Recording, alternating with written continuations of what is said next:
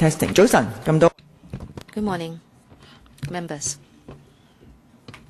We have a quorum and we have passed the appointed time for the meeting. May I call the meeting to order?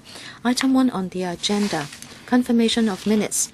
Minutes of the special meeting held on the 24th of January 2015 has been circulated to members and the clerk has not received any proposals for amendments so far. I'd like to ask members to confirm the minutes, please. No objection. Minutes confirmed. Secondly, information papers issued since the last meeting. The clerk issued 4 papers to members since the last meeting, and the details are included in the new agenda issued to members on the 9th of April. I'd like to inform members that with regard to the building of an open space in Hinghua Street West in Sham Shui Po, the clerk has sent out the paper for perusal by members of the panel and other members yesterday. This is for your noting. If you'd like to have a discussion of that item at our next regular meeting on the in May 2015 before the item goes to the PWSC, please let us know. Mr. Tony Jie and Dr. Helena Wong have actually expressed to the clerk that the item should be discussed at the panel before the application goes to the PWSC. In line with our convention, I would therefore propose to include this in the agenda for the next regular meeting. If there is nothing else, Mr. Kenneth Chan? Yes? Sorry, Chairman. Thank you. There is an item which is about referral from LegCo Members meeting with Tsim Mong DC members. We've got that paper this week, and one of the items is of continuous concern to this panel, and that is in Tsim Mong Sayang Choi Street, the pedestrian precinct there. The opening hours have been changed and we'd like to follow up. There are 2 aspects. Number 1, the opening hours have been changed, and a lot of the street performers can no longer do their performances from Monday to Friday, but then there are easy mount screens and other business operations which are still going on. And at the same time, I have read that paper when the district officer of Tsim Mong had a meeting with the district council members. He or she said that the HAB is discussing complex interdepartmental issues with regard to street performance, and therefore I wrote a letter to you yesterday and for it to be circulated to members. Since the Bureau is studying the issue and since the issue has been discussed at the panel here, I think we should ask the Bureau Secretary, Mr. Zhang Dak Singh, about the progress of their following up on the issue, and if there is any response, I think we should revive this as an agenda item for our future meetings. Okay, if there are no other views, I will ask the clerk to follow up. Item 3, date of the next meeting and items for discussion.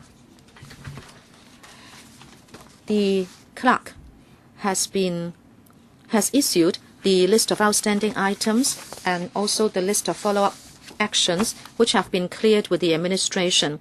The next regular meeting has been scheduled for the 8th of May 2015 at 8:30, but then the LegCo meeting on the 6th of May may very well run through to Friday, the 8th of May. So we'd like to reschedule the regular meeting to the 11th of May, a Monday at 2:30.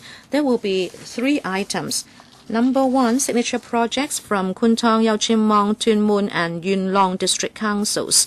Since this is a financial item with regard to public works, all members will be invited. Number 2, progress update on the work of safeguarding and promoting intangible cultural heritage. And the 3rd item is what we mentioned just now, and that is the building of an open space in Sham Shui Po and the funding request.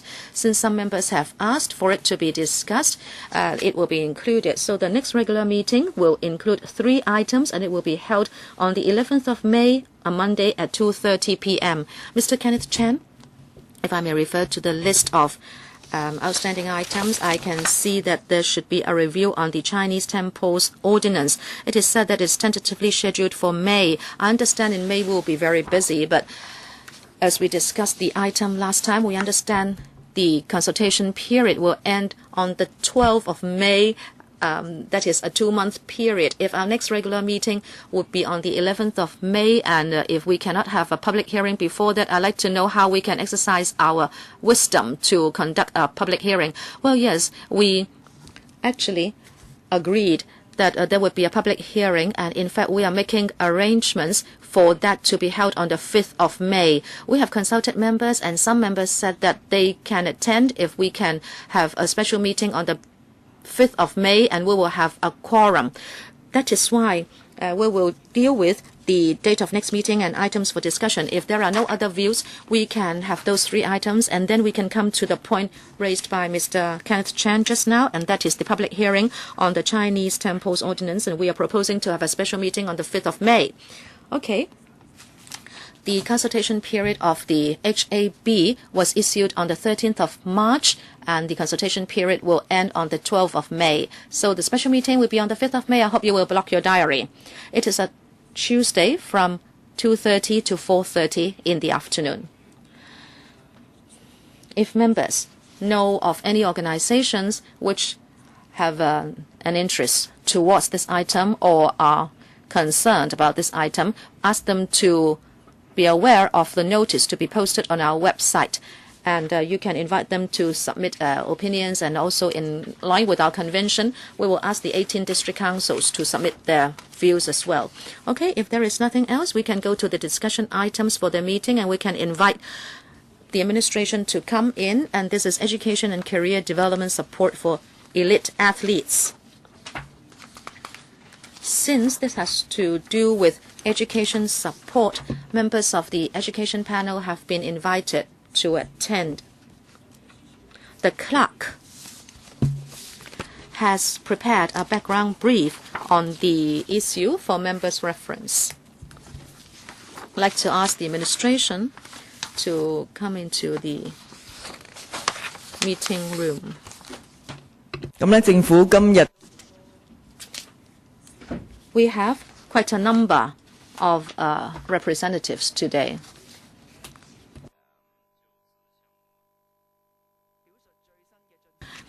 They are here to let us know the latest progress and also take members' questions. From the administration, we have the Secretary for Home Affairs, Mr. Zhang Taxing, Mr. Jonathan McKinney, Deputy Secretary, Ms. Patty Lai, PAS. From the Hong Kong Sports Institute, we have Mr. Carlson Tong, Chairman, and Ms.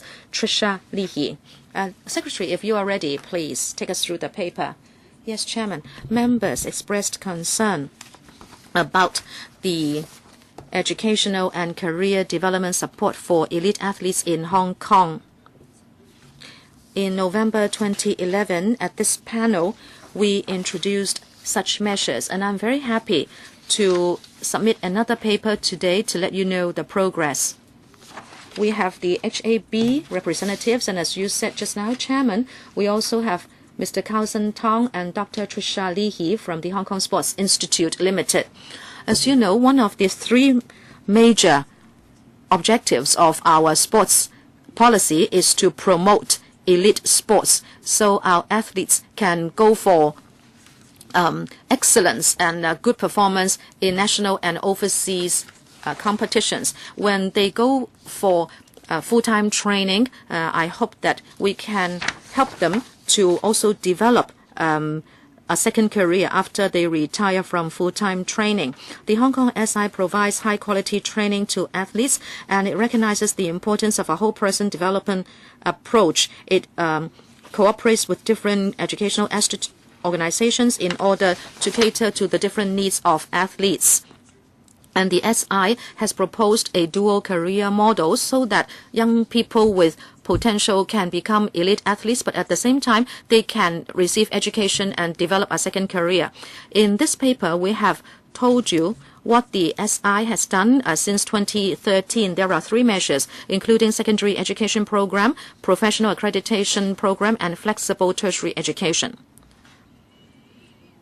The Hong Kong SI also makes use of the Hong Kong Athletes Fund to provide education and other subsidies so they can go for certificate, diploma, and degree courses education. Since the setting up of the fund, 169 athletes have been supported with about $16.9 million.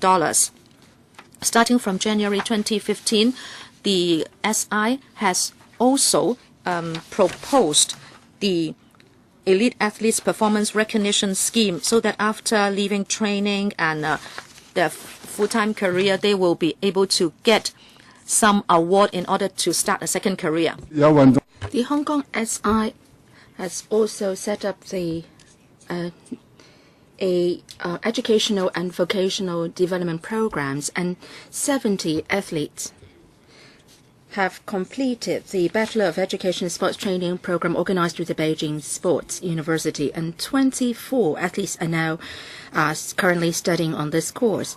In addition to HKSI, SF and OC has also, through its Hong Kong Athletes Career and Education Program, ASAP, to support athletes who are about to retire, including providing consultation services, vocational training, language courses, and so on. In 2014-15, $2.68 million was allocated to the program. The HKSI also supports athletes with disabilities. The Hong Kong Paralympic Committee and Sports Association for the Physically Disabled also offers career development programs for athletes with physical disabilities to help them. We continue to study to further enhance our support to these athletes. Now I would like to ask Mr. Carlson Tong to say a few words from the Hong Kong SI. Mr. Tong. Chairman, good morning, members. I'm very happy today to discuss educational and career development support for elite athletes and what HKSI has done. HKSI represents the HKSAR and other stakeholders to train up elite athletes. The major mission of HKSI is to nurture athletes who can achieve better performance in international games and also win medals for Hong Kong. In order to do that, we need more young people who are willing to train full-time as athletes. We also have to take care of their whole person development, including providing flexible educational support so that when athletes are on full-time training, they can still have education and have developed in a dual career mode model. I would like to thank the government, especially the HAB, for understanding the needs. Since 2011, the Elite Athletes Development Fund has been established that provides a stable source of revenue for HKSI. And in the 2015 policy address, it is particularly mentioned that to encourage more young people who have the potential to train up as full-time athletes, the resources will be allocated from the Elite Athletes Development Fund to provide support to schools on the Elite Athlete Friendly School Network. We are very encouraged by that. With the full support of the Hong Kong government, Hong Kong athletes have been achieving good results in international games. In 2014, in major games, we have won 137 medals, including the Asian Games. In that games, we have won 42 medals, and we're ranked 10th in the medal chart. We've got 44 medals, and we've got double the number of gold medals. As HKSI continues to be redeveloped, we hope that Hong Kong athletes can achieve better results for Hong Kong. Hong Kong is a small place and we get so good results. We are very proud of that. And HKSI has also come up with a number of support measures for athletes, and we hope to help athletes to develop both education and have full-time training. After the HKSI has been redeveloped, I welcome members to visit us in Sha Tin. If you have any questions, we're more than happy to answer them. 4 members, or rather 5 members, have indicated their wish to speak, or rather a total of 6 members. 4 minutes each, please. Short questions and short answers. We hope to have a second round. Dr. Kenneth Chan, I would like to welcome Mr. Carson Tong with us, and we thank you for your introduction. We welcome that. In fact, if young people can develop their career and participate in international games, and they do have a lot of worries. Actually, when I was studied in junior secondary school, I was a swimmer, and for 4 days in a week, I practiced or trained in the Jubilee Sports Center, and my coach is now the coach of the swimming team in Hong Kong. But then ultimately, I decided to pursue studies and not swim anymore because I didn't see a good prospects in training up as a swimmer.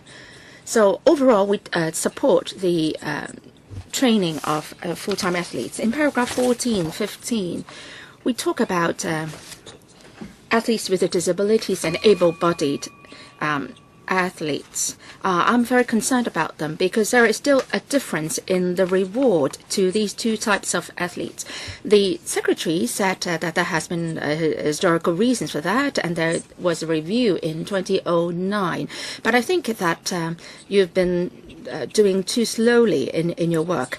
Now, HKSI said that you are treating the 2 groups of athletes equally, but I would like to hear from you. Well, athletes with disabilities have won a lot of gold medals for Hong Kong, and we should provide more support to these athletes with disabilities because they do face more difficulties than the elite athletes and also the able-bodied athletes. So I would like to hear from you how you would support these athletes with disabilities. Second, in the paper, 3 specific measures are mentioned to support athletes. Professional Accreditation Program, PAP. Well, I would like to know in detail how PAP can help them. What can they do with such a PAP? Well, so these are my 2 questions. Secretary or Mr. Tong? Secretary? I would briefly respond first. Dr. Chan said that he's very concerned about athletes with disabilities. I'll go first and then I'll ask HKSI to supplement. When we talk about athletes with disabilities, we cover a large number of athletes, for example, those with mental retardation, hearing impairment, or those with physical handicaps and so on. So they cover a wide range of people, different athletes. So the situation is rather complex. Since 2012, the Hong Kong Paralympic Committee and Sports Association for the Physically Disabled has worked together with a HR consultant to provide consultancy services to the disabled athletes, helping them to write CVs and also helping them to assess their own competency so that the athletes would know their own merits and shortcomings so that they will know how to progress further in their life. And the committee has also been providing vocational training, including introducing jobs to them. athletes with disabilities who have won medals have been arranged to take up jobs through the committee. We want to further promote the career development for athletes with disabilities, and we're now conducting a consultancy study on how to take forward the issue in a better way. Mr. Yip Kin Yuen, Yip Kwok Him, Lam Tai Fai, Yu Si Wing, and Tony Chen and myself will speak. Mr. Yip Kin Yuen. Madam Chair, I welcome Mr. Tong for being here with us today. You have mentioned plans in your paper, and that's a good news for the athletes. We want to do a better job. As for example, HKSI, it launched the Elite Athlete Friendly School Network, and 27 schools are now participating, and it's good. Elite athletes are provided with more flexible curricula and so on. There are support in measures in terms of resources so that students can participate in various training programs and international events. This is very important to them. I myself was once a teacher and a principal, and I know very well that if athletes have to take part in sports and in international competitions, they may have clashes in their schedules with, in terms of their, with their study timetable. So they need special support in order for them to be, to participate. Now, 27 secondary schools have joined the network. In Hong Kong, there are some 400 odd secondary schools. So most of the elite athletes may not be studying in these 27 schools. So what will happen to them? Well, there is a media report here. And on this issue, the reporter has interviewed some school principals, and the school principals' views is that the policy cannot help cater to the individual needs of the elite athletes. Well, it depends very much on the attitude of the school principals and the so on. And if the school principal has a supportive attitude, then the athlete can join the competition. But if these principals hold a different view, then what should the athlete do? The athletes may sometimes have to switch to another school, or they may even drop out of school to become full-time athletes. For example, they may drop out of school in the Form 3 and Form 5, and by the time they retire, then, well, their educational attainment will be very low, and that's very problematic. So how can we expand the network to cover more schools? I would like to know what methods you will use to encourage more schools to participate. Would you share the success of these schools which have participated so that other schools can be encouraged to join?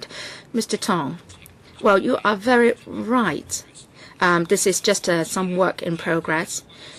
We started out not long ago, and these 27 secondary schools have many elite athletes studying in their schools. So we first approached these schools, so it's kind of easy picking. So we came up with this network rather quickly. So we're not satisfied with just having 27 schools.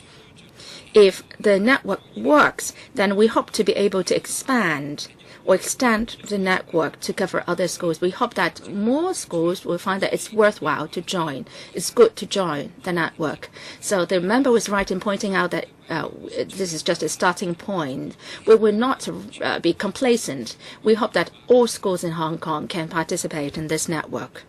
Any follow-up? Mr. Yip Kwok Him. Thank you, Madam Chair. The LegCo has all along been very concerned about how athletes when they retire, can develop further in both their studies and career. And actually, I've raised many suggestions to Dr. Leah.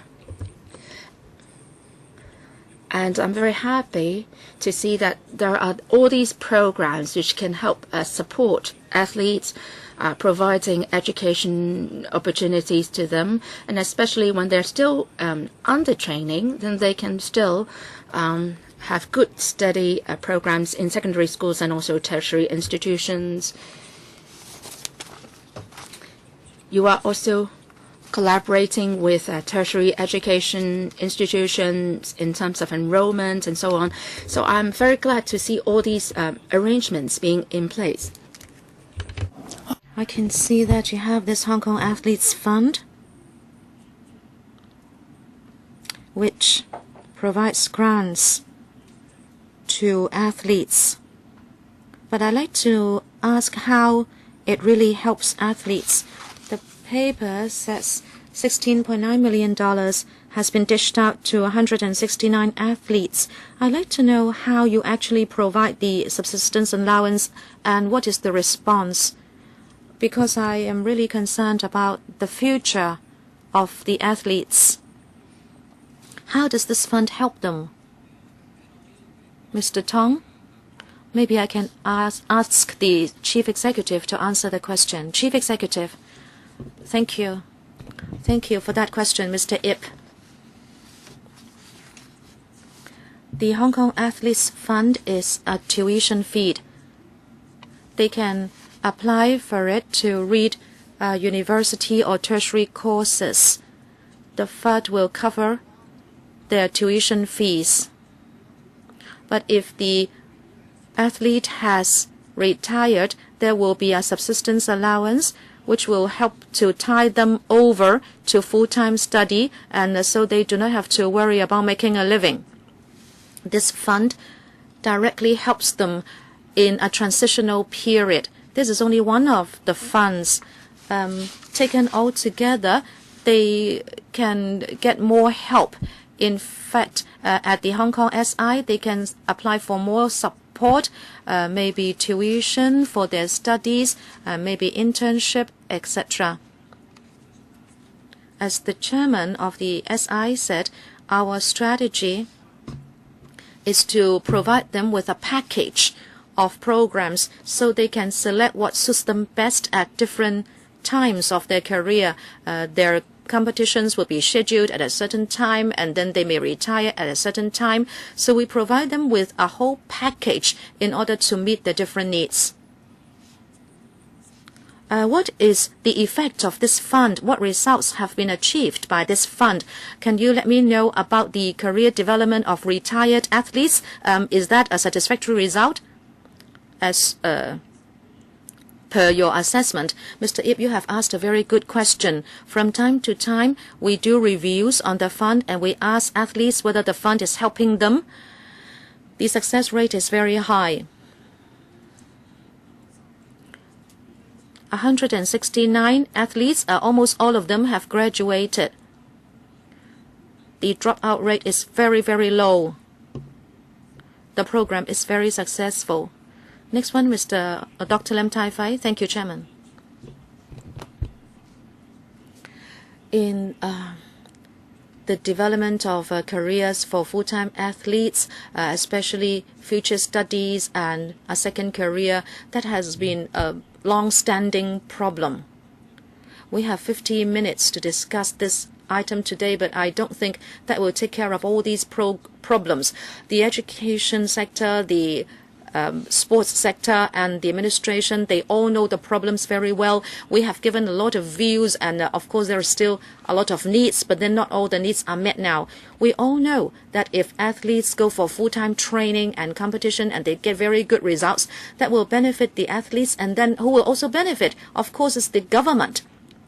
The government can enhance Hong Kong's international status, and the government will have a glorious face internationally because they will be dishing or giving out the awards, etc. But then have you looked into these problems, and have you been looking into suitable solutions for the problems. Some members say they are very happy and appreciative of these measures. I'm not happy at all because they are not here to solve problems. I'm not trying to pander to the gallery, but you say you encourage people, but you cannot pay lip service. You say you encourage secondary schools to have flexible learning schedules for students. Well, even parents do that. Mr. Tong talked about whole person development. That is incumbent on the government to do that for every young person. If young people only go for full-time athletic training, they will not have whole person development in those years.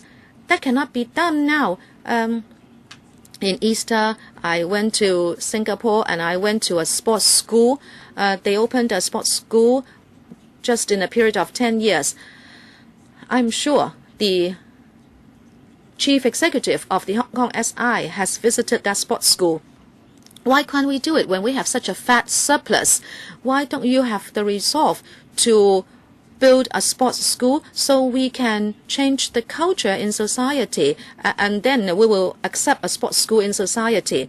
I don't, of course, object to secondary education program and partnership programs, but then there are many implementation problems. You only encourage the schools to do that, but schools face financial, teaching resources, and timing problems. If you say, good, I encourage you to do it, Dr. Lam, if you do it well, I will give you a round of applause and say you have done a good job.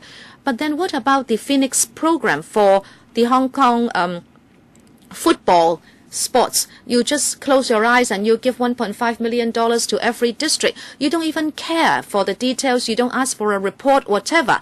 And for these schools in the partnership program, why don't you give them $1.5 million every school? Do you have any special programs to do it? You just say you encourage the network schools to allow flexibility in the curriculum to better accommodate young athletes' study, training, and competition schedules. But you are only paying lip service. Why don't you exempt all athletes, their tuition fees, their textbook fees, and examination fees? I'm just, citing some examples. You have to have specific policies. Don't just say you encourage people to do it. If that is the case, you are in fact dealing a blow to athletes who have the mindset to get more training. And then parents will not be happy to still allow their young people to continue with full-time sports training. And then what will happen to our society? There will be fewer and fewer athletes who will be trained because there will be fewer people willing to do it. Next round, Chairman, please. Mr. Yu Si-wing, may I refer to 14C in the paper? And I'm talking about the background paper from 08 to 2014. You have got this education and career program. And about 3,000 people have taken part. I know that you want the young people to have good development. I know we are happy to help those who get medals. But then some of them may never become an elite athlete. They may go for a competition, and then you have this program to help them further their education and career. It is a good thing. 3,000 people have benefited in a matter of 5 years. But I'd like to know how much money has been spent in the interim to help these 3,000 people, and how many of them have been placed in a job. And what are these jobs? And also, have you done statistics as to how many of them are still without a job? If they cannot land a job, what else can you do for them? Secretary, Mr. Yu, are you referring to the LegCo paper 14C? Yes, indeed. That is a program offered by the SF&OC. And the relationship with the SF&OC is such that we provide subsidies to the SF&OC. As to the program itself, it is actually managed by the SF&OC. And therefore, I don't have the detailed information at hand. I don't know how much has been spent on this program because we only give them a block grant. But after the meeting, I can give you the figures. Chairman, I hope the government will pay more concern to the non-elite athletes and their education and career developments. It seems we have a big number of such people. If you only ask the SF and OC to do something, well, I'm not saying they can't do it, but the parents are very concerned about the next generation and how the career will develop. And what my biggest concern is, what if these people don't get a job in the end? And I think the government has a role to play in this. Chairman, should we ask the Secretary to give us written information after the meeting? Mr. Tong, would you like to say anything on this point? I don't have anything to say because we do not directly participate in the Hong Kong Athletes Career and Education Program. But at the Hong Kong SI, we always place emphasis on whole person development. As we said in the paper, we try to provide as much training to athletes as possible so that they are qualified to get a job in different sectors after their training. We understand they sacrifice a lot, and we are very concerned about how they can support themselves after full-time training. And we are doing our best to help elite athletes. So after retirement, they get enough help to get a job. We know this very well. And maybe Ms. Leahy would like to add. Yes, Chairman, thank you. I thank the member for the question. I understand you are talking about non-elite athletes. I'd like to explain to you that, is it that I should stop? Please be brief. When athletes come to the Hong Kong SI, they may be at a very junior age. Of course, when they come in, they are not elite athletes, but they always have a sponsorship. So their whole person development, their education, etc., they will be able to get support. Once they are in SI, we hope they will stay for 10 years, and step by step they will be trained, and at the same time they will receive education. So this is done in parallel. We also place emphasis on their whole person development. Therefore, it is not as simple as separating elite athletes from non-elite athletes. In fact, there are many programs that can help both groups. Next member, Tony Chair. Thank you, Chairman. Providing education and career support for athletes is definitely something we need to do. But are we doing enough? Are the arrangements appropriate so that we get results? Since this hinges upon different individuals and also the work of different organizations, maybe I don't know too much about sports, but from the paper, the feeling I get is that things are quite scattered. Dr. Lam Tai Fai knows sports much more than I do. If, say, for example, we'd like to look for potential athletes and young people who are interested in sports, I think we have to do it at an early age. Now, of course, we should be talking about schools and particularly secondary schools. And the Hong Kong SI can provide sports training to enhance their performance. But in fact, at the same time, schools might need to do something about the curricula with regard to grammar subjects. So I'd like to ask about coordination and promotion. Who is doing it? Because this might have something to do with the schools. And also, what kind of support are you giving to schools? Dr. Lam Tai Fai said you only encourage schools to do it. Do you have any policies? Of course, I think encouragement alone is not useful at all.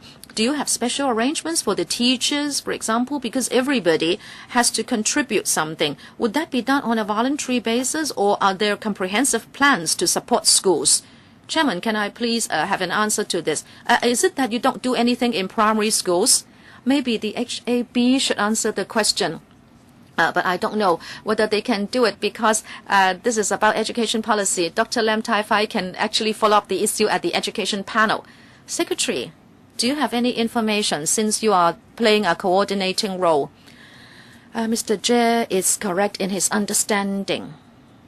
Now we cannot compel anyone to receive training, especially when we talk about providing training to elite athletes. We cannot compel schools to do anything, say, for example, to make flexible arrangements to help elite athletes. Up to now, as what Dr. Lam Tai Fai said, he suggested that we should allocate more resources to schools, but up to now, we haven't done so. And to date, the 20-odd schools participated on a voluntary basis, and these schools are relatively attaching more importance to sports development. The culture in the school is one which pays attention to sports development. So as what the chairman said, we started first with the easier schools, and then we hope that these schools can help change the attitude of the other schools as well. Now, you don't provide specific support. You are encouraging schools to do it, and if students with good potential are identified, would you do something about it? Or is it the case that you do nothing? You just pay lip service? Well, no, it's not that nobody takes care about that. If we do have elite athletes who win medals, then that we would be working on them and helping the athletes together with the schools. For example, in a school owned by the TW Songhua Group of Hospitals, the student won a rowing medal, and we did a lot of promotion work on that student, and that helps change a school's attitude. Yes, I don't think that's enough. Perhaps I would wait for the next round to ask my question. Mr. Wu Chi-wai, followed by Mr. Tan Kap-yu. Mr. Wu Chi-wai, thank you, Madam Chair. From what I have heard so far, I've heard something about support measures. I don't have any major comments on the support measures. I have this view that I would like to share with the Secretary. Why do we want to give full support to the athletes? Well, I would say that overall in Hong Kong, the society of Hong Kong, people don't attach a lot of importance to sports. Some parents even don't want their children to participate in any sports at all. If this is the case, then, the athletes won't have much career prospects. If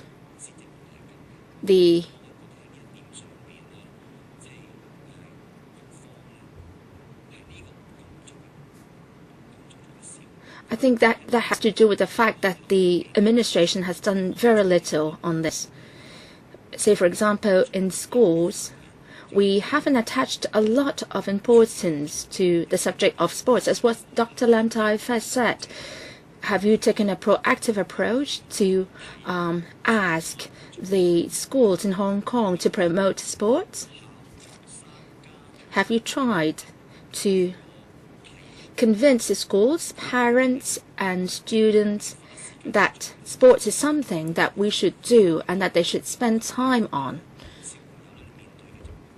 Well, students in Hong Kong like to play electronic games and to kill their leisure time. So if the government wants to do a better work in this area, you must try to devote a lot of efforts to popularize sports in Hong Kong. We're having a very narrow base of athletes now. Second, I think it has to do also with how LCSD manages its venues. In a paper on Sham Shui Po District Council, there is a paper saying that a 5-a-side football pitch will be built in Sham Shui Po. If there are too few sports venues in Hong Kong, then our sports development will be stifled. You talk about providing air-conditioned venues, and you ask people to pay and to book a venue. Well, I don't think this is an approach that we should adopt. Well, we've been saying that we should build very good venues, and people have to pay to do sports. And I think that would stifle the development of sports in Hong Kong. What the government can do is perhaps say in the education policy, can you do something to promote sports? And also in venue management, please don't ask people to pay a fee to book a venue. While the revenue generated from the booking fee is very limited. I think you can do something about that before you can actually promote sports in Hong Kong. Well, so time's up. Secretary? For questions and answers, perhaps I would leave some time towards the end for the administration to respond. Mr. Tan Ka Piu, I share Mr. Wu Chi Wai's views. In Yat Tung Estate in Tung Chung, there is no LCSD venue. There are 4 outdoor football pitches, and the district council has been supporting the government in building housing. So 3 of the 4 football pitches have been taken away to build residential development. Without venues, how can we popularize sports? In Sharton, we've got the HKSI, and there is also a sports secondary school around. And in Shingmun River, we have this river for canoeing, doing canoeing. So will the government consider building a second sports institute in Hong Kong? Maybe it's a branch of HKSI, or altogether a different institute, so that there will be competition between the 2 institutions. Don't talk about just a building sports venue. Think about constructing another sports institute. Secretary? At this stage, we don't have any plan to build another sports institute in Hong Kong. For the present HKSI, there is a redevelopment plan which is being taken forward. There will be an expansion of the institute and enhanced capacity as a result.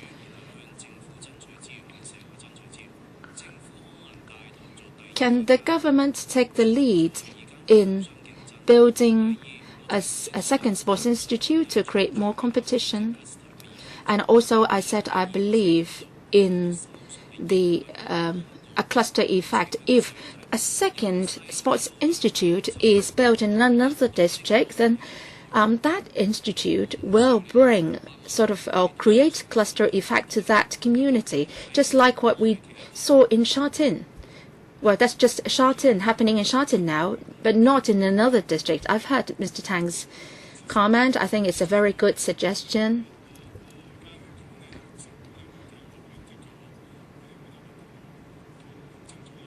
For the time being, a lot of athletes in Hong Kong aspire to be enrolled into the HKSI. I think they think that studying in HKSI is an honor to them, and it helps them a lot in their training.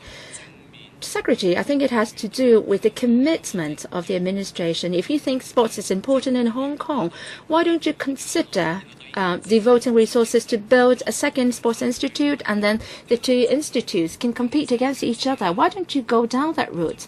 How much more money are you talking about? Not very much, I guess. Why don't you do it? Say in Tuen Shui Wai, in the Lok Ma Chau Loop, or even in Northeast New Territories, where you expect a big population in the future. Why don't you build an institute there? Recently, we are having the redevelopment of the HKSI, which will cost $1.8 billion. Well, I hope the Secretary can consider building a second sports institute. Next one, Mrs. Sit Ho. I would like to follow up on the question of helping athletes to develop second career. It is said in the paper that $2.5 million has been earmarked to do that. And it is said that in the past several years, athletes have been helped to pursue further studies in relation to sports anatomy, exercise physiology, etc. But then, study aside, career is an important aspect. A lot of parents would like their children who are full-time athletes to have a career after they retire. If we can tell the community that there is definitely a career path for retired athletes, then that would allay the worries or concerns of the athletes and their parents. Say, if in a secondary school, should a position be created for them, for the retired athletes, for them to be coaches? And also, same as the culture and arts administration field, in sports, we also need sports administration staff. Perhaps such administrative staff can help coordinate with the business sector to, manage, to get sponsorship, manage sports events, and also to work as coaches in fitness centers and so on. So I would like to ask the administration about the application procedures for the $2.5 million grant, and also for those athletes who have completed their studies, what is their are their future career prospects? Several years ago, there was a rowing athlete who ended up in serving as a waiter in a Chinese restaurant, and that was so very different from what they did as an athlete. And in this news report, it was said that this athlete was under a lot of pressure of making ends meet.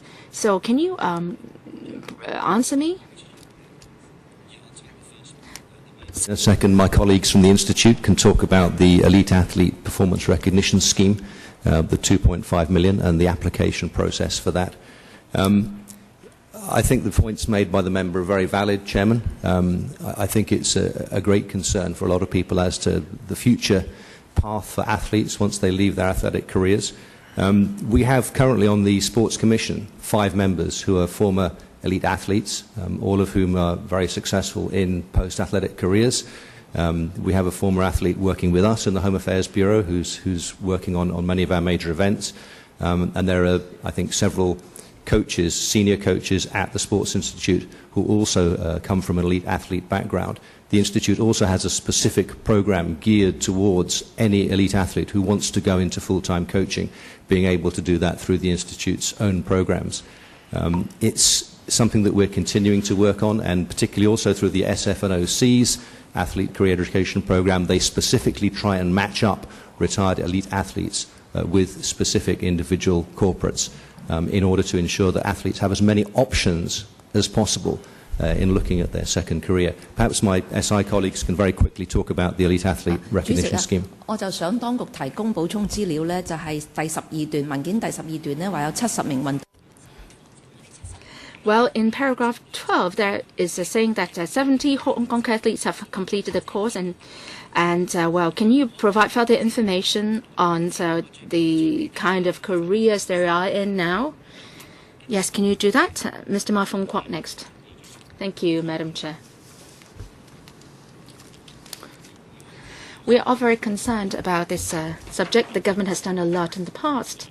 My view is that the work is grossly inadequate. First,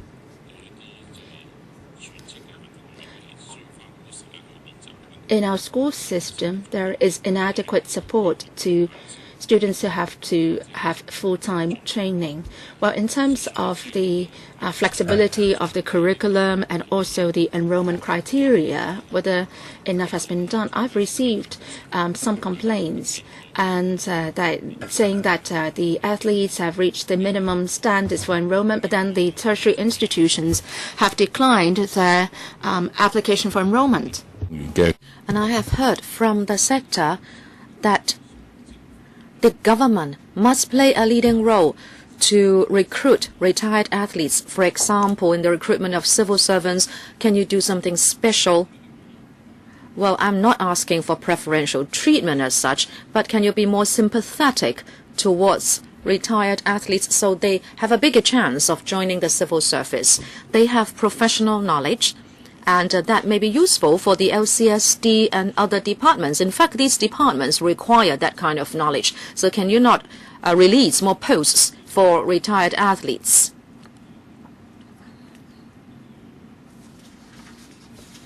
Also, I'd like to talk about secondary schools. Yes, the Hong Kong SI has a program to support secondary school students, but only 27 out of 400 secondary schools are participating.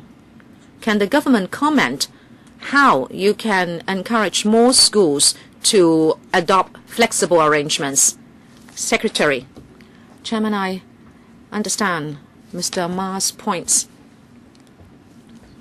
because he has heard a lot of aspirations from the sports sector with regard to admission of university students. Universities have autonomy, and the Hong Kong SI and the SFNOC may recommend elite athletes for admission to universities. Usually, the recommendations made by the Hong Kong SI and SFNOC, as far as we understand, are given attention by universities. But as to whether universities admit individual students, that is up to the universities because they have autonomy, and it is not up to us to say whether an athlete should be admitted to universities. As for civil servants recruitment, we have a well-established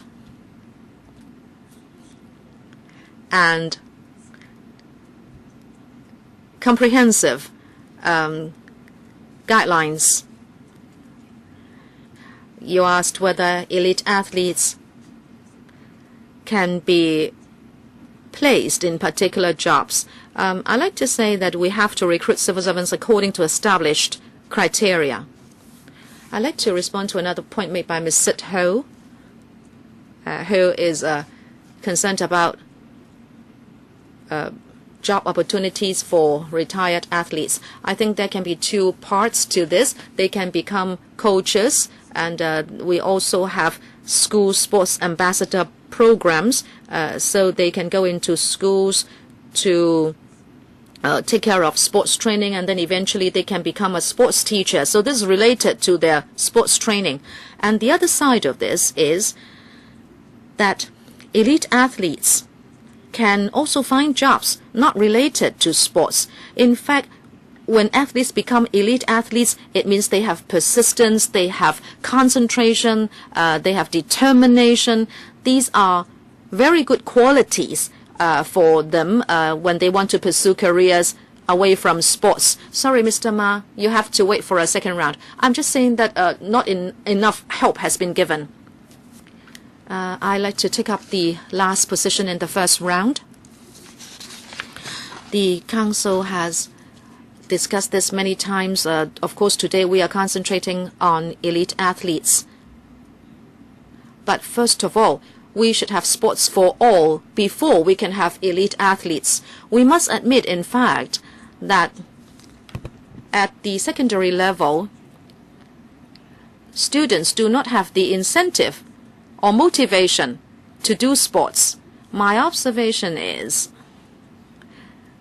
primary school students are more into sports for a very simple reason, because when they apply for kindergartens and primary school admission, sports matter. But at secondary schools, students spend a lot of time to sit examinations both within and outside the school, in particular public examinations. They sacrifice sports training.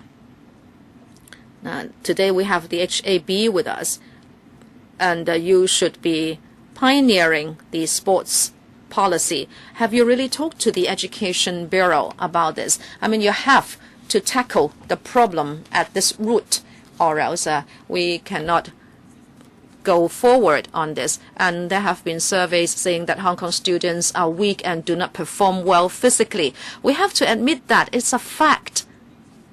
They spend so much more time on grammar subjects. This is because society places emphasis on these grammar subjects. If we go into universities and you are only checked for your exam results in music, in sports, in other non-grammar subjects, then things would be quite different. But if you don't build that sports culture in community, and if you don't do anything about our examination system, then I think we will just be going in circles, even if we continue to discuss this issue as the Bureau pioneering sports policy. Have you thought about this? Now, of course, the mathematics and Chinese and English subjects are important, but let us say we do something about the sports subject. Why don't you also allow the sports subject or physical education subject also be counted when students apply for admission to a secondary school? Why don't you also allow people to queue up according to their sports performance? And then parents and students may very well want to invest in sports. You have to be practical, you know, or else you can never achieve sports for all. Chairman, in promoting the sports policy, the HAB liaises continuously with the Education Bureau. And the chairman's questions and the remarks by Mr. Wu Chi-wai, you are talking about sports for all or popularization of sports. Indeed, that should be the foundation. You know, we always talk about having mega events, popularizing sports, and also having elite sports. So popularization is one of our objectives, and popularization and elite sports have a mutual relationship.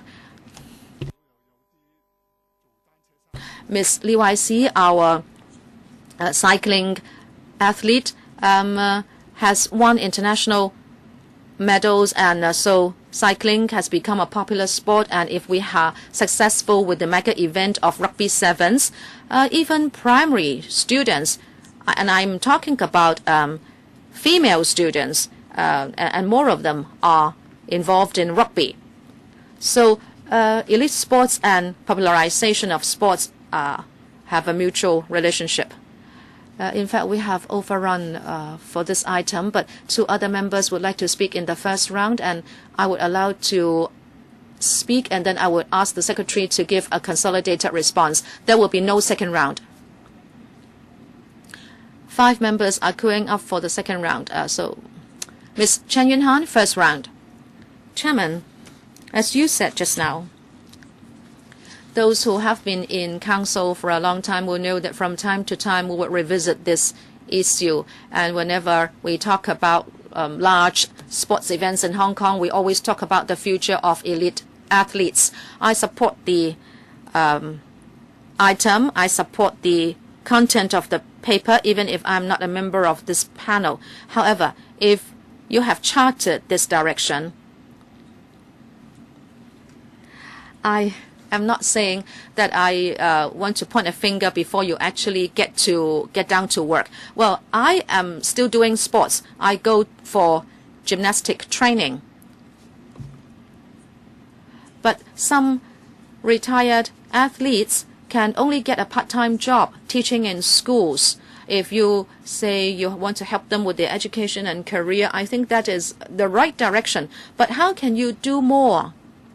Now, I was not here in the first part of the discussion, but I can tell you that in overseas countries, the sports subject will run through the entire academic process. We have the qualification framework. Are you doing anything for sports vis-a-vis the qualification framework? If this is the direction you are proposing, I think you should fit sports into the existing frameworks. Popularization of sports should happen in schools, and you have to allow people to know the pathway they can take. You have done more, indeed, in these years, but then we are talking about a lifelong career for intending athletes. You have to do more. Say, why don't you give recognition to athletes by way of the qualification framework? In the mainland, there is this special kind of career education, and the situation is quite ideal. Like Liu Xiang, who is now retired, and he can still have further developments in his career.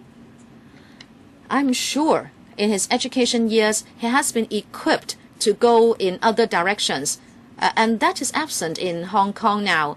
Secretary, I agree with you. I support your direction that you help athletes with education and career development, but you have to enrich the entire plan. Who can answer those questions? PAS. Thank you, Chairman. Thank you, Ms. Chan, for your remarks. In paragraph 7 of the paper, I think indeed this is what Ms. Chan is talking about. After years of full-time training, how can we give accreditation or recognition to athletes' achievements? In fact, there is now a pool of athletes since the SI has been in existence for a number of years, and the SI is now working on this professional accreditation program so that the training received by athletes will become a kind of qualification that will be recognized. Chairman, well, that is too flimsy. I was saying, apart from continuous development, we do have the qualifications framework. I think sports should become one of those. And the labor sector, for example, would say that you should go up the rungs in that ladder. Well, that is the direction. We are going to peg the accreditation program to the qualifications framework. But you don't say that in the paper. Well, yes, because we're just starting and we don't have all the concrete information now. In para 7, the PAP that we talk about will be pegged to the QF. Well, let me, sorry, your time is over. Mr. Christopher Chung.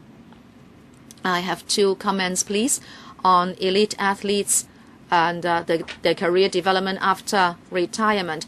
I think sports can be a cultural asset and it can be commercialized. And maybe Mr. Zhang will tell me to talk to Mr. Greg So. But this is your problem because you are compartmentalized in your policies as a government. In overseas countries, very often sports is regarded as a commercial activity. People have these clubs for volleyball, for table tennis, etc. So as a government, if you can support such innovative and creative industries, you can provide tax breaks and you can provide them with the venues so that people can invest in them, and then these athletes will easily find a job. They can become a coach or they can continue with the sport they like even if they have to retire. And they can have a second life after retirement. But then you are totally compartmentalized in your administration, so no one is thinking about this. And also, when you answered the chairman, Mr. Mong Kok, in fact, athletes elite athletes have contributed to Hong Kong, whether they go to university or join the government, you should give them some concessions. They may not be asked, for example, to sit a recruitment exam, or even if they do not achieve well in the fundamental subjects, they should still be admitted. I mean, overseas universities do that, and they can sit supplementary examinations after admission in universities for those subjects that they have not achieved the standards required. And these sports stars know the sports they engage in very well. If they go into government and they have got that kind of background, I'm sure they can help sports development in society. You cannot just dismiss the proposal by saying that you go by civil service recruitment standards and criteria, and I know that because that is the job of the Civil Service Bureau, and then you can also say that the Education Bureau should be doing a part, but as a government as a whole, you should work together. Mr. Zhang, well, I have heard Mr. Chong. So, administration, can you respond to certain questions raised by members which are not answered yet? PAP first, and also Dr. Lam has also made certain suggestions, and also suggestions on school support and so on. So can you give a consolidated reply to all these questions raised? Secretary first, and then followed by Mr. Tong. I think I've said what I needed to say. Perhaps I'll leave the time to Mr. Tong to reply. Thank you, Madam Chair. About accreditation program, perhaps I will defer to the Chief Executive to take that question. I am very happy to hear views from members. It shows that members are very concerned about sports development in Hong Kong. And sports has to do with a number of stakeholders, the schools, the community, parents, HKSI, and so on. HKSI has worked hard for over a decade before we come to the stage that we are in today. And parents play a very important role too. A lot of athletes that I know are good swimmers, and parents actually drive their children to do training every day. So the parent support is very important, and also the community's attitude and the sports culture in the community is also important. In the past, we didn't attach a lot of importance to sports, but things have changed. Hong Kong SI has done a lot. If our athletes get good results in international competition, that will change attitudes in the community as well. And then parents will then think that if their children can become elite athletes, then they would contribute to the society, gain honor for their family, and so on. So that's what we should think about. And also the administration has devoted $1.8 billion to redevelop HKSI, and also injected $1.7 billion to fund the HKSI in the future. So this is something we are happy about. I think my personal view is that the community is attaching more and more importance to sports in Hong Kong. There have been newspaper reports saying that reporting on good achievements that we have made in international games, but that's not enough. And in the next 5 years, we are proceeding with the redevelopment of HKSI, and also we should attach a lot of importance to providing career development for retired athletes. I can undertake here that together with HKSI, we will do our work. We'll try to do our best, and perhaps the Chief Executive can talk about the PAP, Professional Accreditation Program. Thank you, Madam Chair. PAP. We will benchmark the PAP with QF level 3. We are still planning how the process will be like. Our objective is this. Not every athlete would like to pursue study in a university. Some athletes would like to do some other kinds of work. So through the PAP, we hope to come up with generally recognized accreditation or qualification so that athletes can choose other pathways than the universities. Let's not forget that the full-time athletes would have learned a lot during their full-time training. They learn things about statistics and so on. So we want to accredit such implicit learning and recognize them as explicit accreditation. If this program works successfully, then it will be a very good program. We've got a number of smart athletes, and in the traditional system, the traditional system may not help them. So the PAP can cater to their needs so that they can have good pathways and development in the future. I think we've spent quite an amount of time on this subject, and we've overrun into the next item. Mr. Tong invited us to visit the HKSI upon the completion of its redevelopment project. So when we receive the invitation, then we would consider that, and we can have further exchanges with Mr. Tong. If there is no further question, then that would be the end of this item. Then the next item is about the signature project scheme projects at Wong Tai Sin, Sham Shui Po, Jinwan District, and Sha-Tin District. All members of the LegCo have been invited to this meeting, and it has to do with funding proposal. And I would like to remind members, according to RLP Section 83A, at a meeting of the panel, members should not move a motion or amendment or speak on the subject if he has a direct or indirect pecuniary interest in the matter to be discussed, unless he has disclosed the nature of that interest. So I would like to remind members that you should disclose the nature of your interest before you speak. The Secretariat has prepared an updated background brief which has been circulated to members.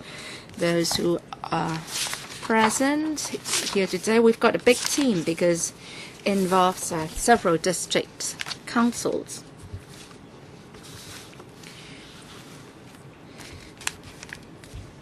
Well, if the Secretary is ready, perhaps the Secretary can brief us on the paper.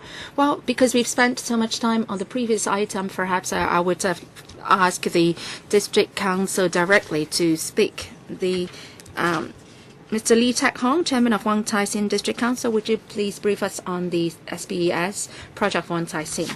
Good morning, members. The SPS project in Wong Tai Sin is enhancement of leisure facilities of Moores Park. At the amphitheatre at Moores Park number 4, we now can accommodate more than 3,000 spectators. It is a very popular venue for hosting large-scale events in Wong Tai Sin.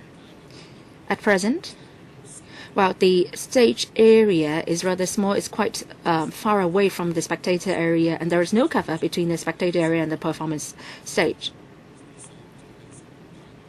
The users are often exposed to the glare from the sun, and there are no backrests for some seats on the spectator area. So under this project, we propose that enhancement be made to the facilities, so that the performing groups and the spectators can make better use of the venue to organize more different types of events.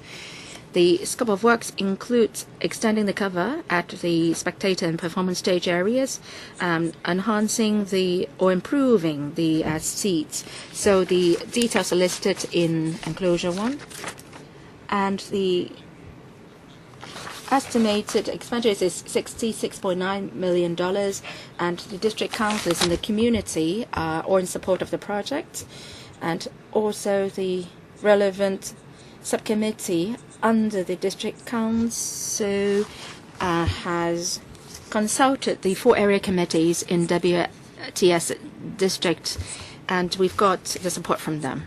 And also there is another SPS project, which is the improvement of the Wang Tai Sin Square, and the member support was given to that project on the 23rd of July, and the endorsement from the PWSA was received from the 18th of March 2015.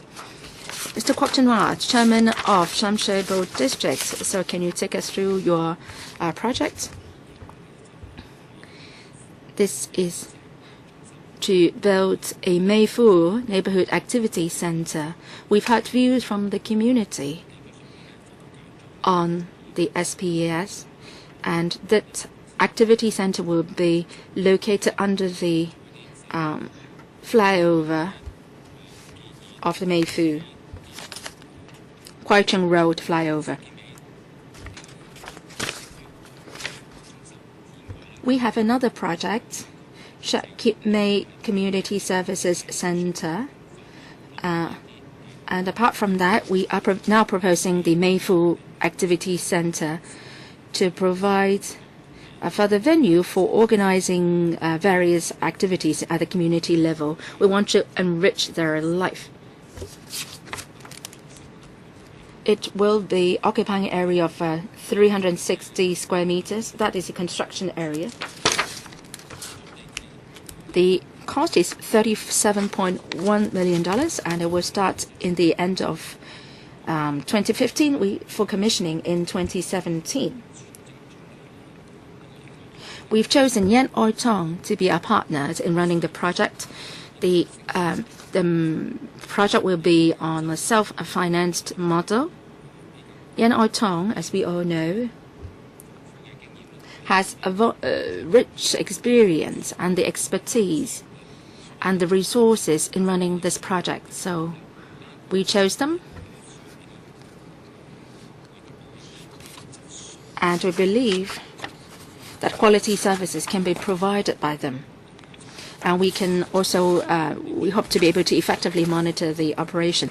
The District Office of Shamshui-po is now working closely with Yan Oi Tong on the details of the project. And in future, we will be monitoring the operation. And we will also be signing a contract with Yan Oi Tong soon. We hope to get the support from the members so that we can benefit 12,000 people every year through this activity or this center. The next one is Chen Yu-sing, Chairman of Chinwan District Council. Can you brief us on your SPS? Good morning, members. I'm very happy to take you through the SPS in Chinwan, redevelopment of the Sai Lau Kok Garden. The details are set out in Conclusion 3. The garden is located at the town center of Chinwan, next to the MTR station. It has got a good location, but then there is no direct access to the garden, so the utilization rate has been on the low side. That has been a waste. The Chinwan residents have all along aspired for more direct access to the garden, and they also hope that various community facilities can be built at the garden so that community bodies can organize more community activities. So Chinwan District Council takes hold of the opportunity of the SPS, and after getting support from the community residents, we propose redeveloping Sai Lau Kok Garden. We want to build that garden into a podium garden with connection to the existing footbridge network outside the MTR station. Underneath it, a multi-purpose center will be provided. There will be plants and grassland to be built, small lawn areas, landscape planters, and so on. We also want to increase the greening and also provide community facilities. We want to instill more vigor into the Chinwan Town Center. Chinwan DC and then the district office has been consulting extensively in coming up with the proposal. And we have established a dedicated working group on the project. And in the past 2 years, we have organized various public engagement activities, including questionnaire survey, holding residence forums, and do publicity. We have consulted extensively residents. We've got very positive response to the proposal. And the residents have urged us to implement the project ASAP. The estimated cost is $99.8 million, including community involvement and promotion activities. If we got the support from the panel and also the FC, we hope to commence the works by the end of 2015, and we hope the works can be commissioned in the end of 2017. The redevelopment of Salo Kok Garden project has always been a community project that has been in the heart of Shamshipo residents. I hope we can get your support. Thank you. Next, Sha Tin District Council Chairman, Mr. Ho Hao Chung. Thank you, Chairman. Good morning, members. The signature project in Sha Tin includes 2 projects. One, decking of Tai Wai Nala in Sha Tin. The other one, revitalization of Shingwen River Promenade near Sha Tin Town Center. Both are about Shingwen River. In the past 2 years, the Sha Tin District Council has conducted many rounds of discussion and has consulted the public widely. And in the end, we have achieved consensus on these 2 projects. The STDC at our meetings has discussed many times how we can improve Shingwen River. Now we have mapped out these conceptual directions. We have also engaged the CEDD to be our works partner.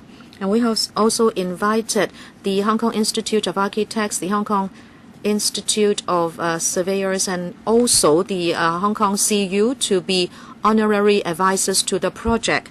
And it's very good fortune that the Hong Kong Jockey Club Charities Trust has agreed to donate up to $40 million for the projects. In other words, we have a total of $140 million for this project. Let me now talk about the Tai Wai Nala decking first, and then Mr. Pang, the Deputy Chairman, can introduce the other project to you.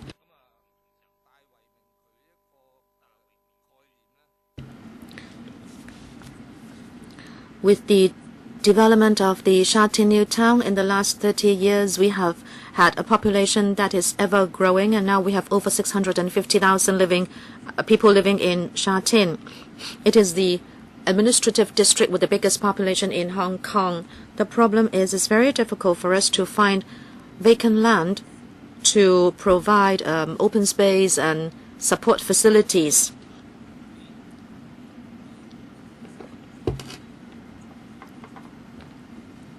And the situation is particularly serious in Tai Wai, which is one of the areas which was developed first in Sha Tin. Therefore, in 2008, the STDC has started to look into ways and means to make use of Tai Wai Nala to create space. This project to deck over Tai Wai Nala is such that at a section of Tai Wai Nala, we are going to build a multi-use podium so we can build some open space there. The podium will provide a pitch for five-a-side soccer, which is up to international standards, so we can have more sports ground in the district. Apart from five-a-side soccer, the multi-use podium can be used for people gatherings or the holding of festivities and also carnivals and game stalls, etc. We expect that this project will create space for the community, so with long-term benefits for the community. Next, I'd like to hand over to Mr. Pang to introduce the other project to you. Mr. Pang, please be brief. Good morning, Chairman and members. As our Chairman has said, we have over 650,000 people living in Sha Tin. We don't find Sha Tin to be too congested because we have Shing Mun River in our town center. And on the banks of Shing Mun River, the planning has been done rather well. So we have open space along the banks of Shing Mun River. We have a big population, but then visually we can still see a lot of space around. Many people in Sha Tin make use of facilities along the banks of Shing Mun River, and we like to revitalize the Shing Mun River Promenade this time around. From the Cultural Museum to Fotan, we'd like to do something about the promenade there. There are two rather old sections, and we'd like to do some improvement there. And we're going to build jogging trails, and we'd like to revitalize them. I hope members will support the project. We hope you will support the two projects in Sha Tin. Thank you very much. 5 members would like to speak: Claudia Mo, KK Fong, Tony Chair, Ip Kwok Him, and Ann Chang, and Ng Leung Sing, Wu Chi Wai, Leung Chi Chang, Ma Fong Kwok. We are hard pressed for time. 4 minutes each without a second round. I need to attend another meeting next door, and I'd like to hand over the meeting to Mr. Yu. Ms. Claudia Mo, thank you. About the project underneath the Mayfu footbridge, I have got complaints from Mayfu residents that there is insufficient consultation. I understand there has been a lot of discussion at the district council, and in fact you discussed another project, but that was very much contested. Secondly, the organization that will operate the project will be Yan Oi Tong, but then it is suspected that there is a conflict of interest between Yan Oi Tong and incumbent district councillors. Please clarify those 2 points. And number 3, you say it will be a self-sufficient project, but what if it incurs a loss? It's like the URA. You may need to charge a fee, or else what will happen if there are heavy losses? I have read your paper saying that you are going to raise funds. But how do you expect the project to be operated? Mr. Kwok.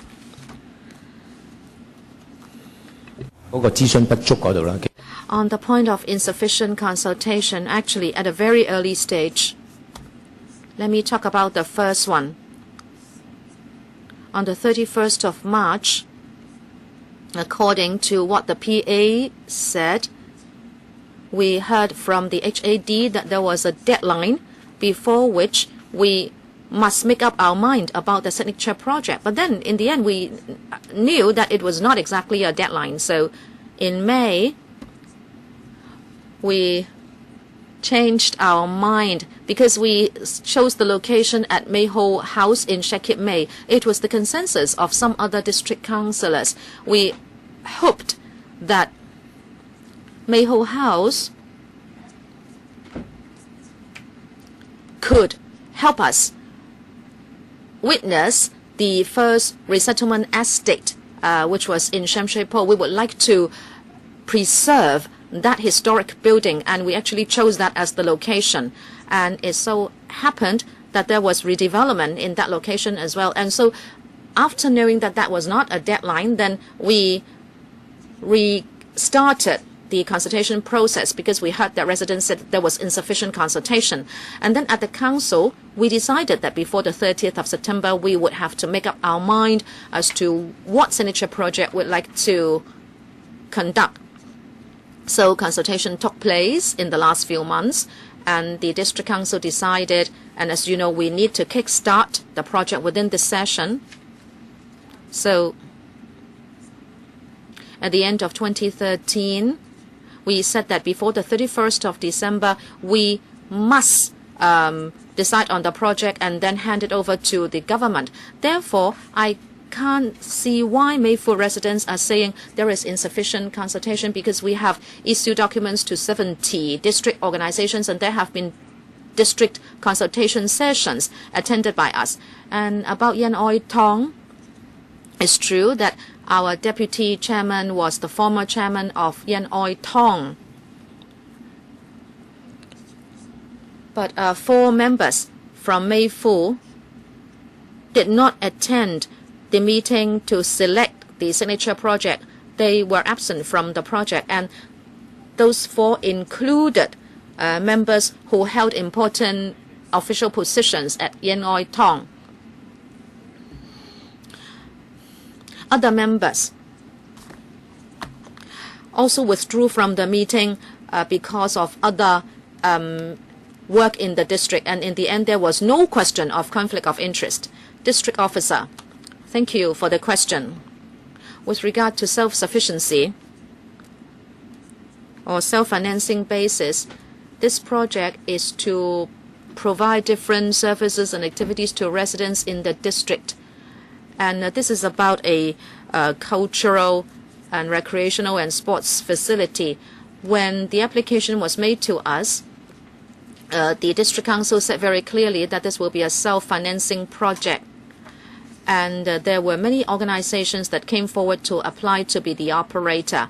After a fair and just and transparent selection process, as mentioned by the chairman, and to ensure that there is no conflict of interest, the 4 members mentioned by the chairman were required not to take part in the selection process. Please be very brief. As for self-financing, Yen Oi Tong has committed that if there should be a loss, it would dip into its own pockets to operate the project. Thank you very much. KK Fong. Thank you, Chairman.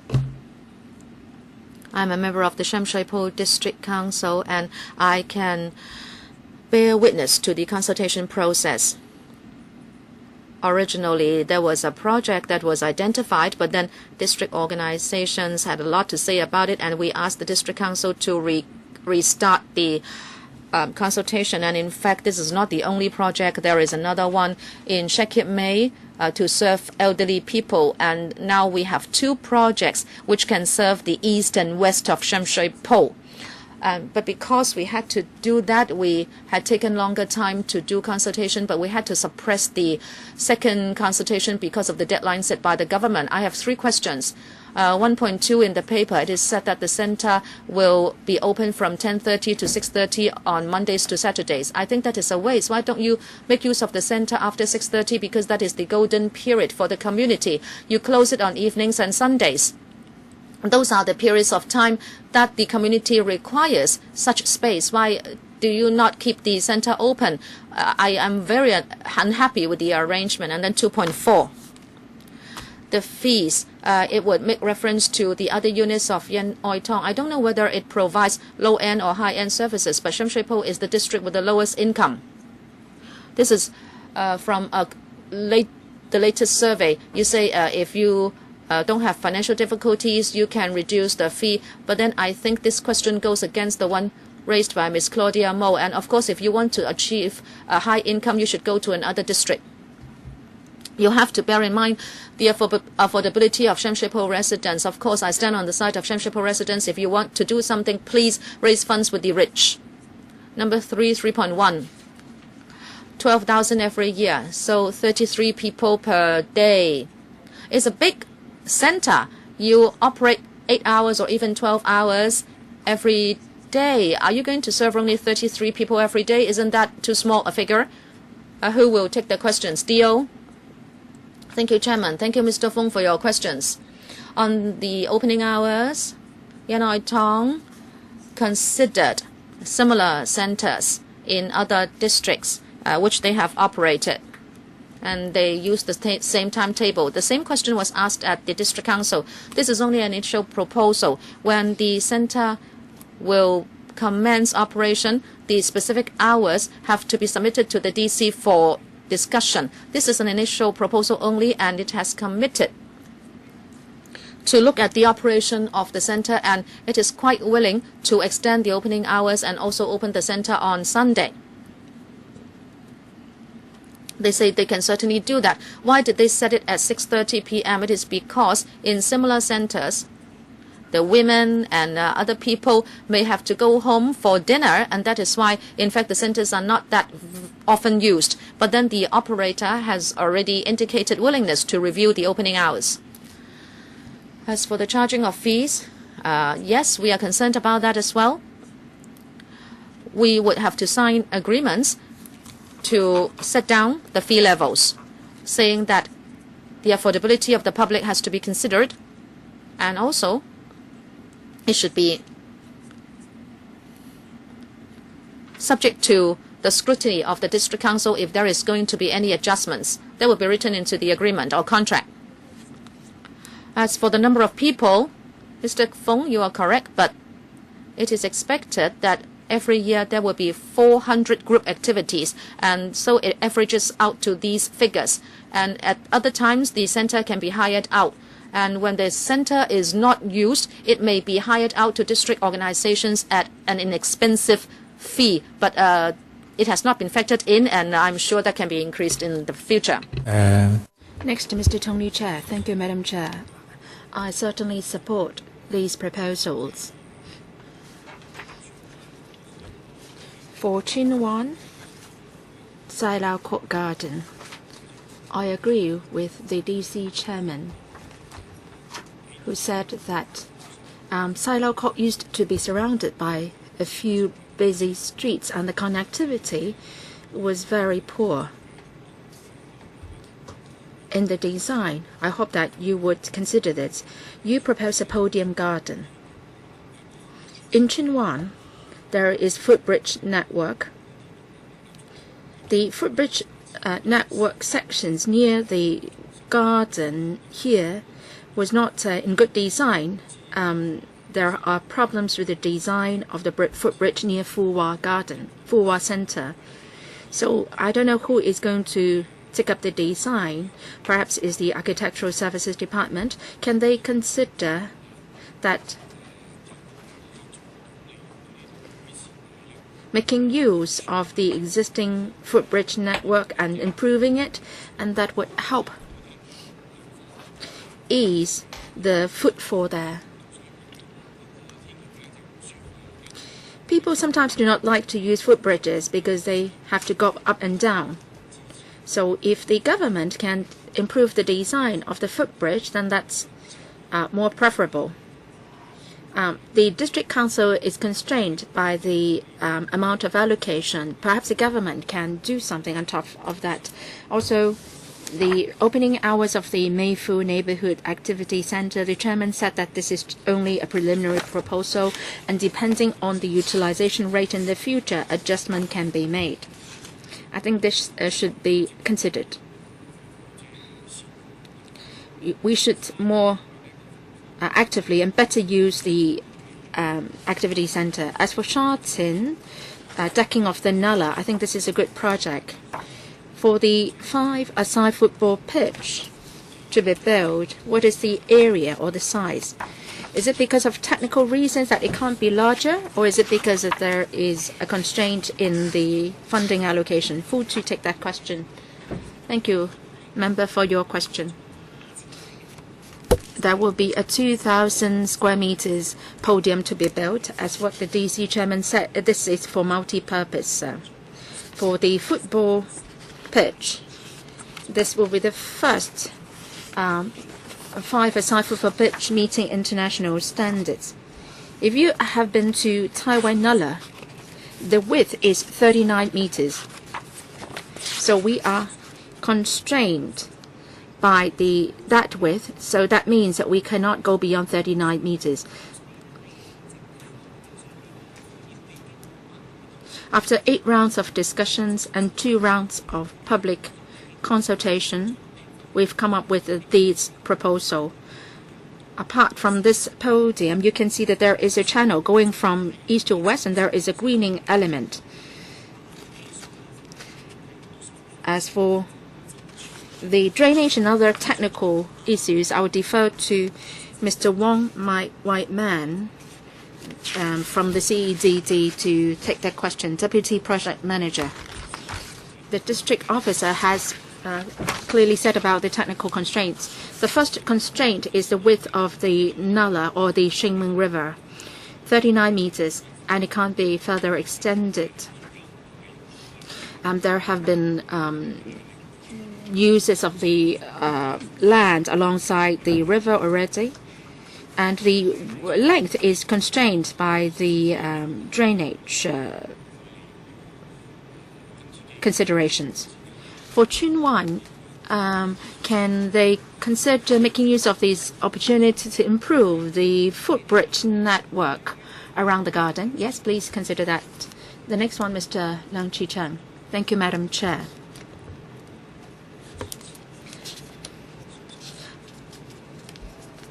I support these SPS proposals of the DCs. I would like to ask a question about the football pitch in Sha Tin. Mr. Tony Chair asked us some questions on that project as well. We would deck the Nala and build a sports facility above. I think that is quite contentious. I would like to ask colleagues from the Sha Tin DC. In your, we talked about the issue of water flow. If you build a football pitch above it, will it affect the water flow of the river? This is seen in rivers in other districts. Very often they would like the river to be decked, but then CEDD has been telling these other districts that it's infeasible. But now you're doing it in Sha Tin, although we're not talking about a very large area, as we have a need for land in Hong Kong. If we can deck the river, then that would be very useful. Is it the best use if we are to build of the land if we are to build a soccer pitch?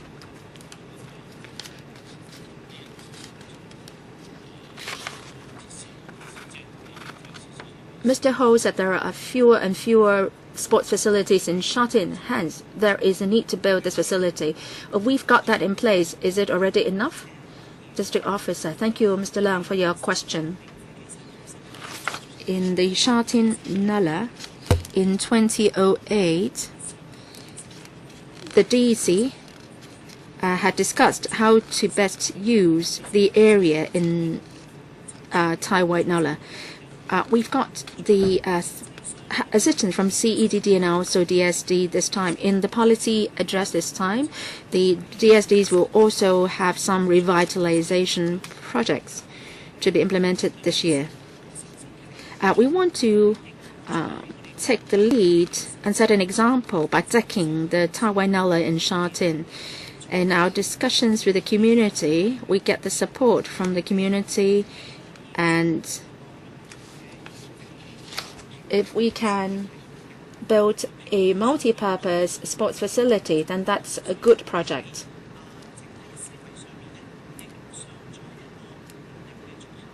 So that's why we want to provide a 5-a-side soccer pitch. In Sha Tin, there is no such facility now.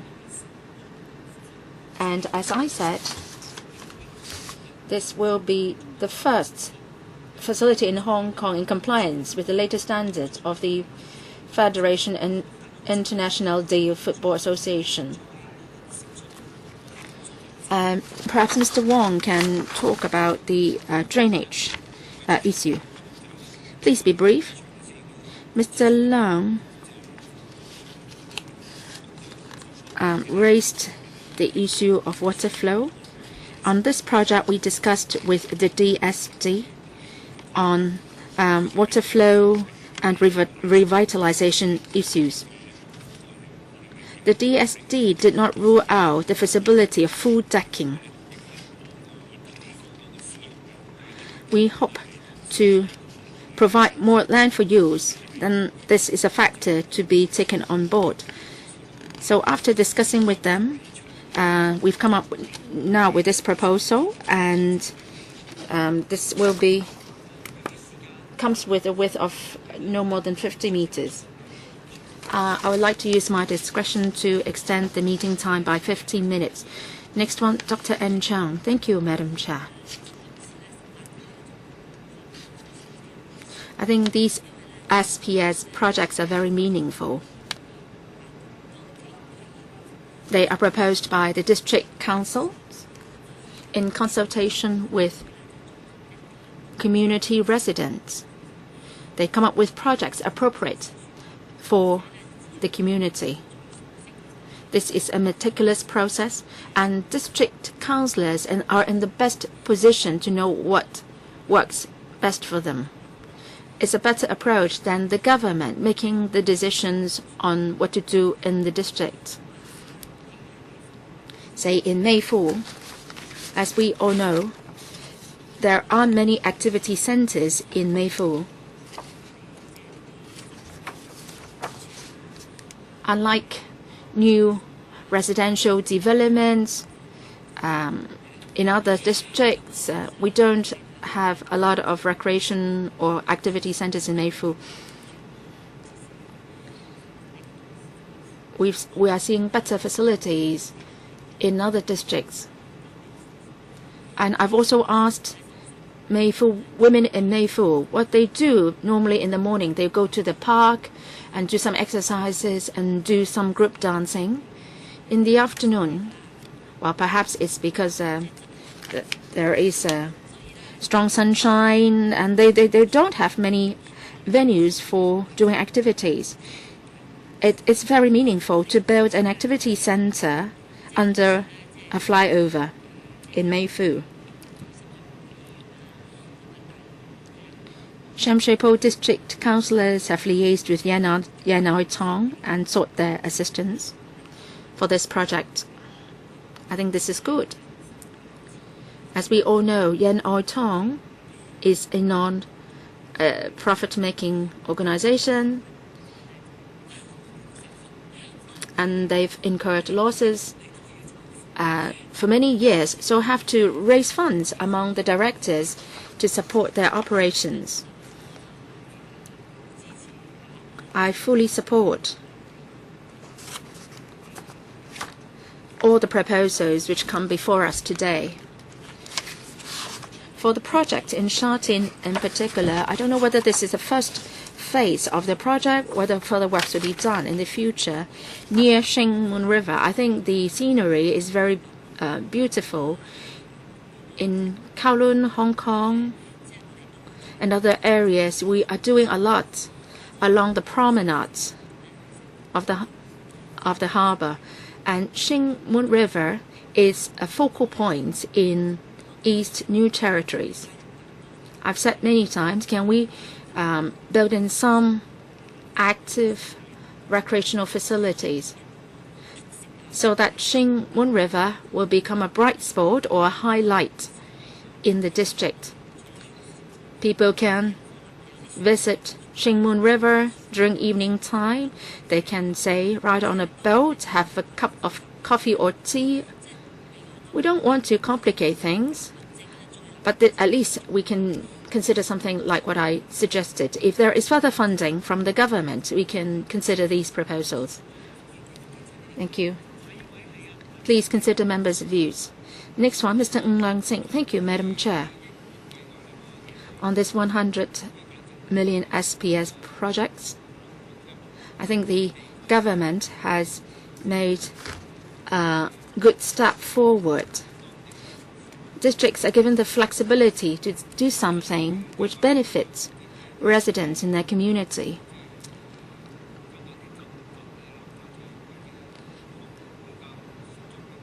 Can we have some traditional thinking on this? The project should be appropriate to what is needed in the district. we should do it expeditiously too.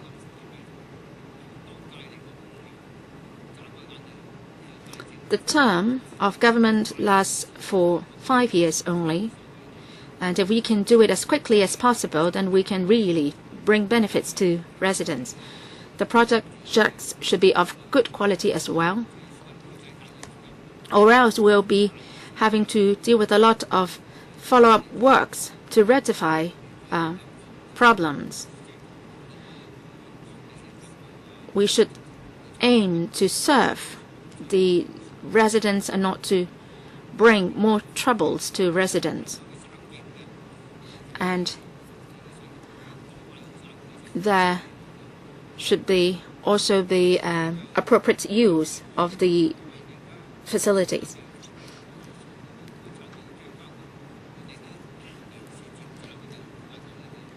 We are aging, and many elderly would like to have activities within their own districts. They don't want to rise, say, to other districts, paying $2 per journey. So can we have bow lawn venues? Maybe you can have an area of about 1,000 square meters and 40 people can spend an hour there. Maybe 48 people can use it for an hour if you can open it for 10 hours every day. So 400 odd people will be able to make use of about 1,000 square meters. And over a month, you can have over 10,000 people using that kind of space. And I'm talking about lawn bowls. And you can do it al fresco or indoors. So people of different age groups can enjoy the sport together. And last but not the least, timetable. And I have said that you should provide the timetable as soon as possible so people can monitor progress together. And the LegCo should support them wholeheartedly. I don't need an answer. Thank you. Wu Chi-wai. Thank you, Chairman. I have a few questions. Number one, I can see that you have some money put aside for non-civil servant expenditure. And in every district, you have put aside about $5 million for every SPS project. I'd like to ask about what is meant by non-civil service expenditure. What do these people do? And the HAB, in fact, applied for a fund of $200 million for central coordination. How do they relate? Secondly, the Wong Tai Sin DC did something about the amphitheater in Moss Park.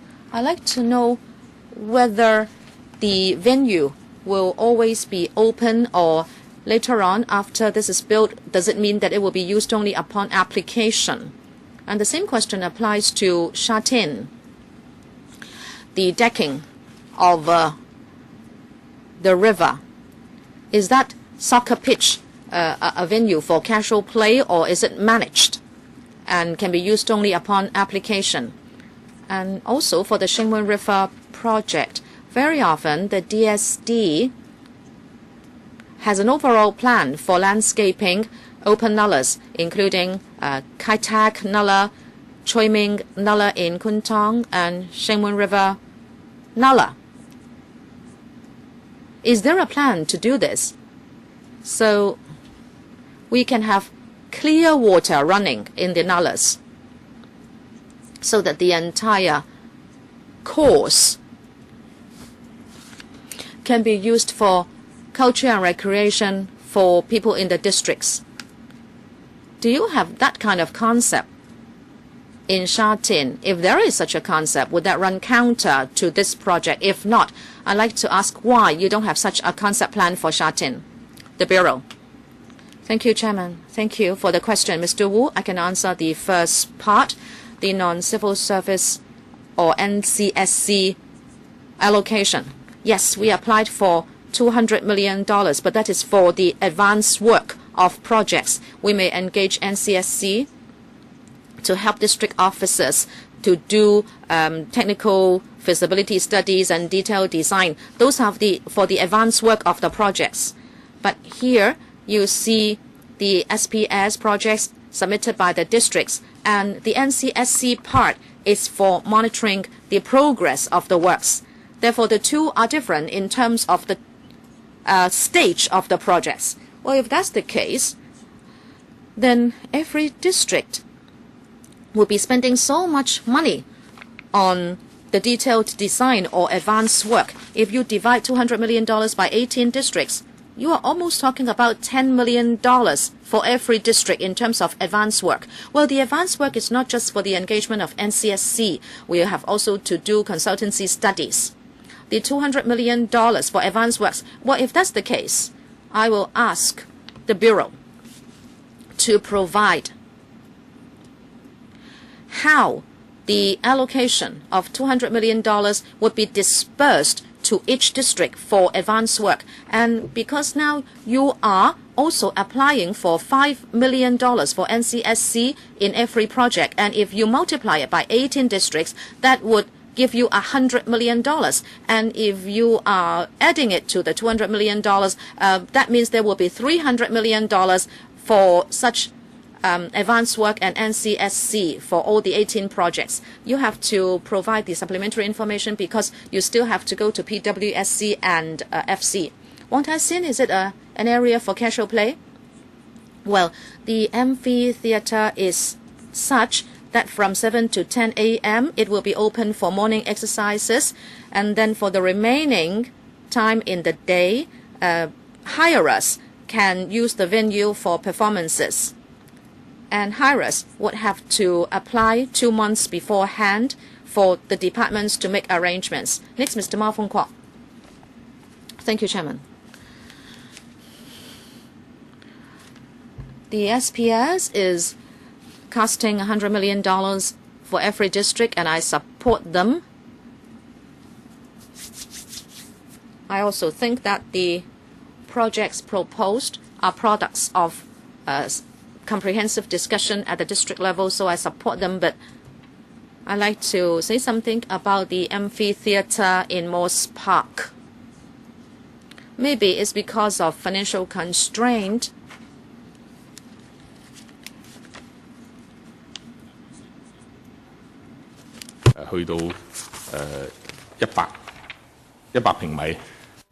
The stage is only expanded from 40 square meters to 100 square meters, so you still end up with a small stage. I'd like to say whether you can reserve some space for temporary expansion of stages. I attend a lot of community activities, and I can see that the performing groups are putting up high-quality performances. And to me, a 100-meter square stage is still going to be too small, or it will become too small very soon. And then in Sha Tin, the decking of the Nullah,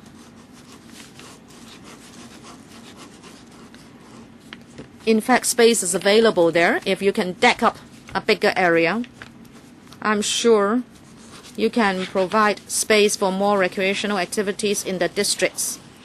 Of course, this is district-led or DC-led.